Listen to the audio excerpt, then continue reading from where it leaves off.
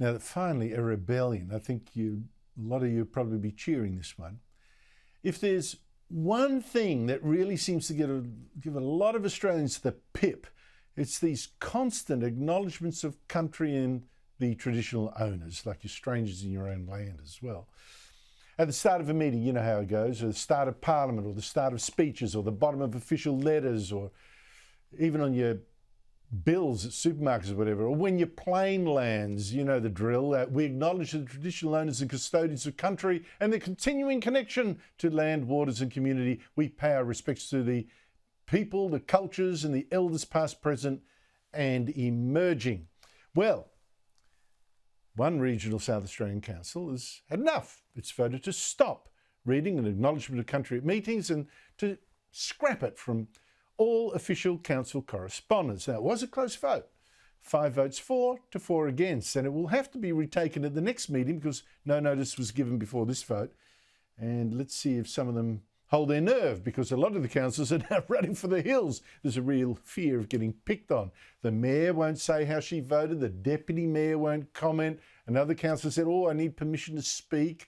The councillor who actually moved this motion, Hank Langis, is giving no interviews. He doesn't want to be on the national stage, he says. But he did tell me why he did this. He said, I don't have problems with respect for elders, but we shouldn't respect one race and forget all migrants in the past and present that have made this country as it is today.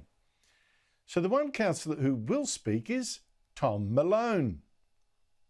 Councillor Tom Malone, thank you so much for coming on the show. Why did your council vote to scrap the acknowledgement of country? What brought this to a head? I think it was for different reasons for different people. So the councillors that have voted it up have not all got the same perspective on it, I'm sure. But for me, I honestly think that it's rather divisive. The council chamber of the Northern Areas Council sits on land that is contested between two groups. And I saw that manifest on a cultural awareness day that we had at a forest reserve not too far from where I live. And that's certainly why I'm no longer supporting it. Well, how come so many of your colleagues don't seem to want to talk about what they did? Have been running for cover, wanting not to comment. What's all that about? Well, as I'm sure you're all too aware, it's a very divisive topic at the moment, and we've seen that throughout the last 6 months, especially leading up into the referendum that we've just had. I'd be inclined to say no one would want to put their name or face to it. Well, it's interesting because, on the other hand, I would have thought that a lot of your ratepayers would have been really for what you've just done. What's the response been? Well, we haven't seen a response since the meeting from the ratepayers, but I'm very aware that most of the ratepayers in our area are essentially fed up with this constant acknowledging. But they're also aware of that contested title. And so, yeah, it's not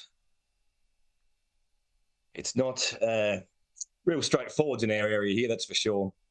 And I think a lot of the ratepayers feel strongly with who they've traditionally identified with as traditional owners of the country, and that's the line has been shifted. What about Welcome to Country ceremonies? What are you going to do about them?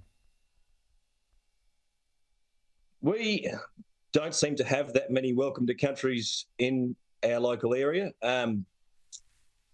Most of us, especially in the chamber, I believe, we support the Welcome to Countries at events and things like that because it's part of essentially the culture. It's the consistent acknowledgement that comes day in, day out that people here are fed up with. And when you actually had your council meeting and you just voted for this, it seems the mayor doesn't want to say what she voted. I presume she was against. The deputy mayor told us, well, she's only deputy mayor for the moment, so I don't know what's going on there. She didn't want to comment either. Was it heated?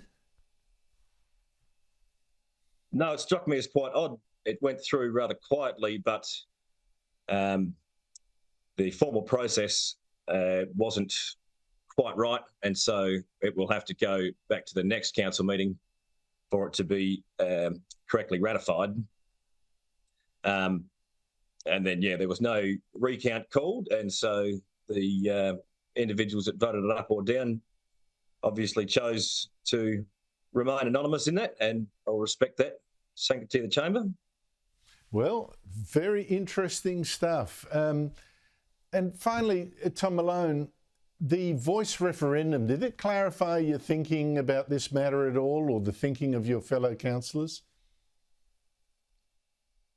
I think it definitely started this conversation about the acknowledgement, who we're acknowledging, what that means and what it looks like. Certainly the feeling of our community here was that the voice referendum was divisive. My personal opinion is that it's disgraceful to try and divide a country by race in its constitutional document. And I think we really need to be opening the conversation now as to what unity is going to look like as we move forwards. We're deeply divided in this country, and it's a problem. And continuing to acknowledge people that are divided.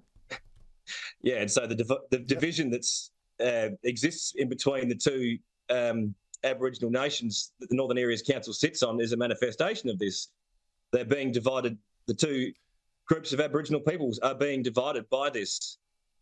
And so we need to be opening language that is unifying for not only these separate groups of Aboriginal people, but the whole of the community as Australians. Well, I think a lot of people listening to you now would be saying absolutely. Tom Malone, thank you so much indeed for your time. Really appreciate it.